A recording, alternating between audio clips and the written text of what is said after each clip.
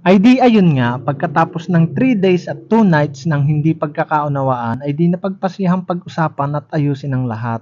At yun naman talaga dapat ang ginagawa ng mag-asawa, communication. Ay talaga naman lahat naman ng tao ay nagkakamali, mga babae nga lang ang hindi.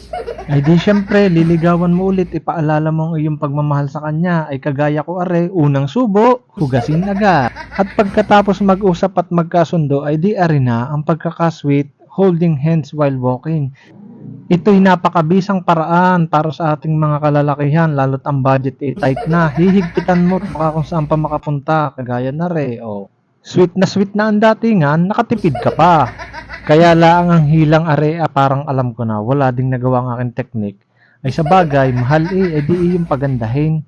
At habang nagpapaganda, bilhan mo na rin ng makakain nang hindi magutom at ang model naman na rin kamukha rin namin.